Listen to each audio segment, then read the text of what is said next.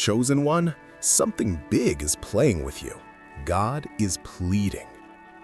In the quiet town of Eldritch, nestled between rolling hills and forgotten forests, lived a man named Elias Thorne. He was 35, unremarkable by most standards, a mechanic who fixed cars in a small garage, lived alone in a modest house, and spent his evenings reading old books or staring at the stars. Elias had always felt a subtle pull, an unexplained restlessness in his soul, as if his life was a puzzle missing its central piece. Little did he know, he was the chosen one. It began subtly. Strange coincidences piled up, a near-miss car accident where time seemed to slow, allowing him to swerve just in time. Dreams of towering shadows and blinding lights, whispers in the wind that sounded like his name.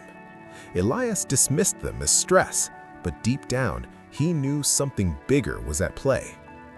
One stormy night, as thunder cracked the sky, Elias found an ancient scroll buried in the attic of his inherited home. It glowed faintly with symbols he couldn't read, yet they stirred something primal within him.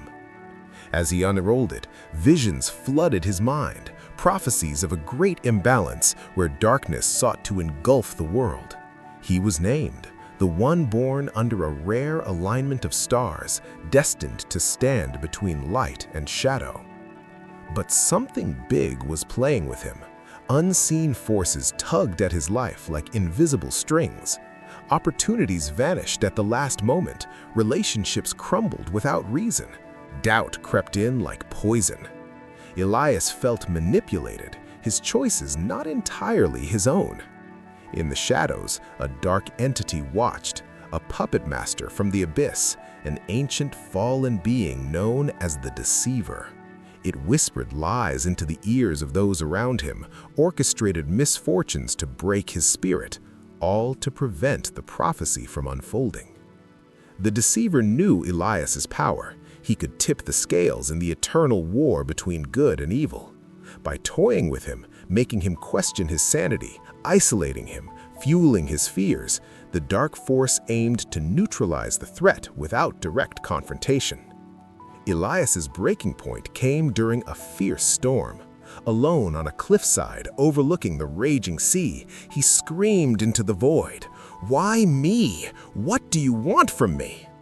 Lightning illuminated the sky, and in that moment, a figure appeared, an angelic messenger, ethereal and radiant, standing amidst the chaos. The angel's voice was like thunder wrapped in gentleness. "Chosen one, awaken! Something big is playing with you. The adversary seeks to bind you in chains of despair, but God is pleading with you. He has not abandoned you. Every trial is a forging fire to prepare you." A divine light pierced the clouds, bathing Elias in warmth. Visions returned, the cosmic battle raging unseen, angels clashing with demons in realms beyond human sight, all hinging on the choices of mortals like him. God himself, in a voice that shook Elias to his core, pleaded not out of weakness, but out of infinite love. "My child, I have chosen you not to suffer, but to triumph. The enemy plays his games, but my plan is greater. Turn to me, trust, rise." Tears streamed down Elias's face as he knelt. The strings of manipulation snapped in that sacred moment. Strength surged through him, a divine empowerment. The Deceiver's shadows recoiled from the light now burning in his heart. From that day, Elias's life transformed. He uncovered hidden gifts, the ability to discern truth from lies, to heal broken spirits, to confront darkness with unyielding faith. The manipulations continued. The enemy did not surrender easily, but now Elias saw them for what they were. Each coincidence became a battle won, each trial a step closer to his destiny. He gathered allies, others touched by the divine, forming a quiet resistance against the encroaching shadow. Miracles followed, storms calmed at his prayer, lost souls found hope through his words. In the end, when the great confrontation arrived, a spiritual warfare manifesting in the physical world, Elias stood firm. The deceiver revealed itself in a tempest of darkness, but God's pleading had been answered. Elias chose faith over fear, light over manipulation. The battle was epic, heavens and hell colliding, but victory belonged to the chosen one. The world was saved not by mighty armies, but by one man's surrender to a pleading God. And Elias learned the profound truth. We are all chosen in our own ways. Something big may play with us, the struggles, the doubts, the unseen forces, but God is always pleading, "Come to me, I am with you." In the sleepy town of Eldridge, where the mist clung to the ancient oaks like forgotten secrets and the river whispered tales of yore, Elias Bourne lived a life of quiet obscurity. At 35, he was a man shaped by the grind of daily existence, a skilled mechanic whose hands were perpetually stained with grease from the engines he coaxed back to life in his modest garage on the edge of town. His home, a weathered Victorian inherited from his late grandmother, stood sentinel on a hill overlooking the valley, its creaking floors and dusty attics holding echoes of a family long gone. Elias had no wife, no children. His evenings were spent with dog-eared books on astronomy or gazing at the night sky through an old telescope, searching for meaning in the vast, indifferent cosmos. Deep within, though, a restlessness stirred, a sense that his life was but a shadow play orchestrated by forces beyond his ken. He was, unbeknownst to him, the chosen one, marked by the stars at his birth during a rare celestial alignment that occurred once every millennium. The signs began innocuously, like ripples in a still pond. One crisp autumn morning, as Elias drove his battered truck along the winding road to work, a deer leaped from the underbrush directly into his path. Time seemed to stretch, the world blurred into slow motion. He swerved instinctively, the tires screeching in protest, missing the animal by inches. Heart pounding, he pulled over, chalking it up to luck. But that night, dreams invaded his sleep. Towering shadows that loomed over him, their forms twisting like smoke, and a blinding light that pierced the darkness, calling his name in a voice both familiar and alien. He awoke in a cold sweat, the whispers lingering in his ears like the fading echo of wind through the trees. Days turned to weeks, and the coincidences multiplied. At the garage, a customer's car, a vintage Mustang, burst into flames just as Elias stepped away to fetch a tool. The fire department called it a freak electrical fault, but Elias felt an unnatural chill, as if an invisible hand had pulled him from harm's way. Then there were the people, old friends who suddenly distanced themselves, spreading rumors of his odd behavior. His budding romance with Clara, the local librarian with kind eyes and a love for poetry, crumbled overnight when she received anonymous letters accusing him of deceit. Elias confronted her, but she fled in tears, leaving him isolated and questioning his sanity. "What's happening to me?" he muttered to his reflection one evening, the mirror fogged from a hot shower. Little did he know, something big was playing with him. A cosmic game where he was the unwitting pawn. The turning point came on a night when the heavens unleashed their fury. Thunder rolled like the drums of war, and lightning fractured the sky into jagged shards. Elias, unable to sleep, ventured into the attic, drawn by an inexplicable urge. Dust motes danced in the beam of his flashlight as he rummaged through forgotten trunks. There, beneath layers of yellowed newspapers and moth-eaten quilts, lay an ancient scroll, bound in leather, cracked with age. It pulsed with a faint ethereal glow, as if alive. Trembling, Elias unrolled it. The parchment was inscribed with arcane symbols, swirling runes which shifted before his eyes, forming words in a language he shouldn't understand, but somehow did. Visions assaulted him like a torrent, a great cosmic imbalance where the veil between worlds thinned, allowing darkness to seep into the light. Prophecies spoke of a cataclysm, an eclipse that would unleash the abyss, swallowing humanity in eternal night. And at the center was Elias, the chosen one, born under the alignment of 7 stars, destined to wield a power that could seal the breach or shatter it forever. He staggered back, the scroll slipping from his grasp. "This can't be real," he whispered, but the visions lingered, branding his mind with images of angels in gleaming armor clashing against grotesque demons in realms of fire and void. Yet, as the revelations dawned, so did the manipulations intensify. The deceiver, an ancient entity fallen from grace eons ago, sensed the awakening. Banished to the shadows after a primordial rebellion, it thrived on chaos, weaving webs of deceit to corrupt the pure. It couldn't confront Elias directly, not yet, for the prophecy bounded with rules of engagement. Instead, it played its games subtly like a master puppeteer. Opportunities evaporated. A promotion at the garage vanished when his boss received forged evidence of Elias's incompetence. Health faltered mysteriously. Doctors diagnosed vague ailments that vanished as quickly as they came. Whispers in the night grew louder, seeding doubts. "You're nothing, a fool chasing illusions." The deceiver enlisted unwitting agents, townsfolk influenced by dreams or impulses they couldn't explain, to isolate him further. Even the weather seemed complicit. Storms raged when he sought solace outdoors, floods blocking paths to potential allies. She opened the refrigerator. The light revealed the stark truth. 4 eggs, less than half a carton of milk, 1 banana turning brown, a nearly empty jar of peanut butter, and bread with only 5 slices left. That was supposed to be breakfast for 3, plus lunches from Monday. Her wallet on the counter held a crumpled $20 bill, her emergency gas money until payday. Sarah stared at the meager contents for a long moment. A battle raged inside her.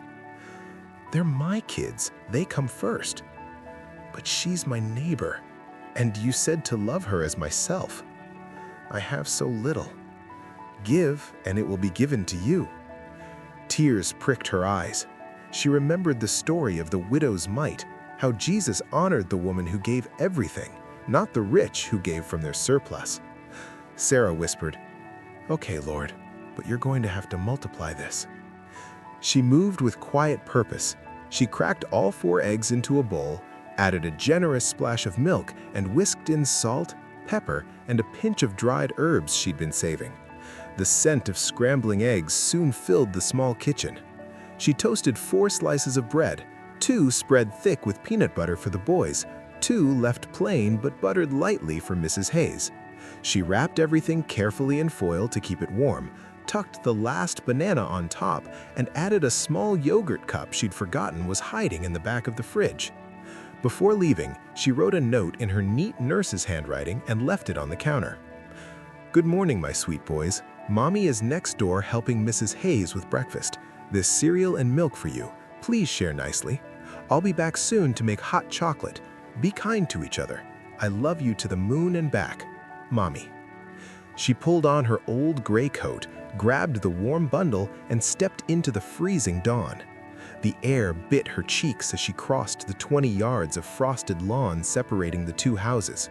Her breath came in small clouds. She knocked softly on Mrs. Hayes' door. Minutes passed.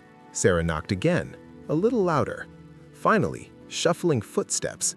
The door opened a crack, and one watery blue eye peered out. "Sarah? Goodness, child, it's not even 7 o'clock." "I know, Mrs. Hayes," Sarah said gently, smiling, "but I made you breakfast and it's still hot." The door opened wider. Mrs. Eleanor Hayes stood there in a faded floral robe, her white hair in thin curls against her scalp, confusion and gratitude warring on her lined face. I don't understand. How did you know?" "I just knew," Sarah replied simply. She stepped inside. The house smelled of old books, lavender sachets, and faint neglect. Dishes from several days sat in the sink. A single teacup rested on the coffee table beside a stack of unopened mail. The heat was turned low to save money, just like Sarah's. Mrs. Hayes sat slowly at her little kitchen table, hands shaking as she unwrapped the foil. When she saw the golden eggs, the buttered toast, the banana, tears spilled over. "Oh, Sarah, this is too much." "It's exactly enough," Sarah said, kneeling beside her chair. "Eat while it's warm." As Mrs. Hayes took small, careful bites, Sarah quietly began moving around the kitchen. She filled the sink with hot, soapy water and started on the dishes. She wiped counters, took out overflowing trash, gathered scattered newspapers. She found a load of laundry in the hallway and carried it to the ancient washer in the basement, starting a cycle without being asked. Mrs. Hayes watched her, eyes shining. "You're an angel sent straight from heaven." Sarah laughed softly. "No, ma'am, just a tired neighbor who heard God whisper your name this morning." They talked as Sarah worked. Mrs. Hayes spoke of her late husband, George, who used to bring her breakfast in bed every Saturday for 52 years. She spoke of her 2 children, Mark in Seattle, Linda in Florida, who meant well but whose lives had grown so busy they rarely called. She spoke of the fear that crept in at night, the confusion that sometimes stole whole hours from her memory, the shame of not being able to do simple things anymore. Sarah listened without rushing. She made both of them coffee, real coffee, not instant, and sat across from her for a while, holding the old woman's hand. By 9:30, the house looked and felt entirely different. Sunlight now streamed through clean windows. Fresh laundry spun in the dryer. The fridge held the yogurt and banana, plus a few things Sarah had found tucked in the back and reorganized. Bills were sorted on the counter with notes about which ones could wait and which needed attention first. Mrs. Hayes hugged Sarah fiercely at the door. "I'm calling Mark today," she declared, voice stronger than it had been in months. "He needs to know what a treasure lives next door." Sarah smiled, cheeks flushed from work and cold. "You just eat properly and stay warm. I'll check on you tomorrow." She returned home to find her boys at the kitchen table, bowls of cereal mostly eaten, arguing good-naturedly over who got the last of the milk. They ran to her, arms outstretched. "Mommy, we were good," Noah announced proudly. "I see that. And now we're going to make hot chocolate with extra marshmallows to celebrate." The day unfolded in small graces. The boys played outside in the frost, cheeks red, laughter echoing. Sarah folded their own laundry while listening to worship music on her phone. She felt a deep, quiet joy she hadn't known in weeks. At 2:17 p.m., there was a knock at the door. Sarah opened it to find a tall man in his 50s, bundled in a wool coat, eyes red-rimmed. Behind him, Mrs. Hayes stood wrapped in a scarf, smiling wider than Sarah had ever seen.